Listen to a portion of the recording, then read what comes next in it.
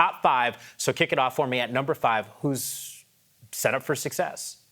Well, let's first give props to Brooke Saracimo, my unbelievable editor that helps out with that. Brooke is incredible, but let's go with Jaden Daniels at number 5. We just saw the lead up to it, and that's just because GM Adam Peters has really done an outstanding job throughout the whole offseason of free agency. Let's get some veteran in here, Austin Eckler and Zach Ertz and Nick Allegretti, and let's get those guys in here. And okay, that's a nice foundation. But then during the draft, we're not done. Let's go get Ben Sinnott, who I thought was the best tight end in the draft. Let's get him a wide receiver, Luke McCaffrey, a nice versatile slot receiver. Oh yeah, and then our defense, we can help our offense through the defense with Johnny Newton, unbelievable value there in the second round, and Mike Sanderson, my very favorite player in the draft, pound for pound, Yam. So outstanding job building it all around Jaden Daniels. Yeah, great offseason in general so far for the Commanders. By the way, I just got a message from Brooke, who does, once again, a tremendous job. She said for a Princeton guy, she has to correct your stuff more than everyone else. I'm just saying.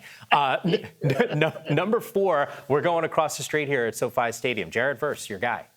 Well, let's go with Jared Verse, and that's just because, well, number 1, I just love the player, the energy he brings, going to fit in with that culture. But last year, remember the Rams just completely struck gold with Kobe Turner and Byron Young, 2 third-round picks who became all-rookie players. I did my all-rookie team. They both were on there. Now you got a first-round guy with supreme talent who's going to mix in with them.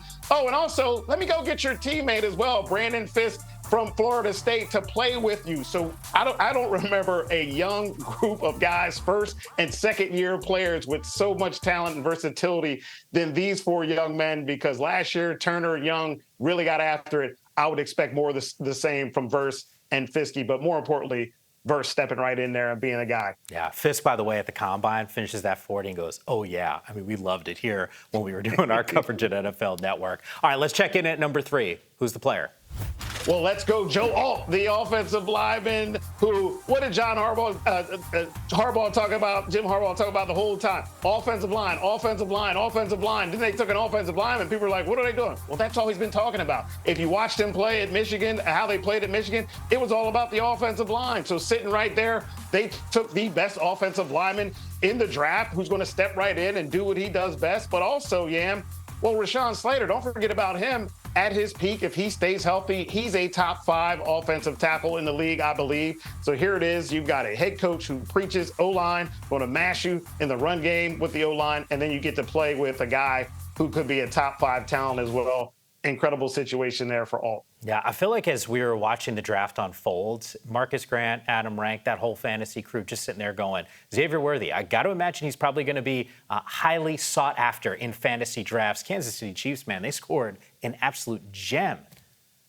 Well, we talked about it earlier. I'm sorry with the D there with the Bills. But yeah, Xavier Worthy, talking about a fit and a player you don't have to know, well, what role is he going to play? In Andy Reid's offense, there's always been this guy, whether it's Deshaun Jackson, Tyreek Hill's more the recent memory, but he's more like Deshaun Jackson. But regardless, and even MVS last year, there's this role for this downfield, stretch the defense playmaker. And that's what Xavier Worthy does best. He can run routes. The guy is a good football player, but what he does best is just completely stretch the field. And he fits into an offense with Andy Reid that, yes, we have this position. Oh, yeah, and Patrick Mahomes, let me just bomb it out to you. So, I mean, you couldn't get any better spot for Xavier Worthy. It almost did not feel real how it all went down on draft night, yeah. I'm with you there. Number 1, who's the player? Caleb Williams. At number 1, he was the first pick, and he's the number 1 as far as the infrastructure that the Bears have put together for him. Look, this wasn't a terrible team. They were the first pick in the draft because of the trade with the Panthers. It wasn't because they had 1 or 2 wins. This was a competitive team down the stretch. We know the defense is going to be nasty, but on the offensive side of the ball, the O-line is solid. But okay, let's look at the playmakers that he has. Well, let's sign DeAndre Swift.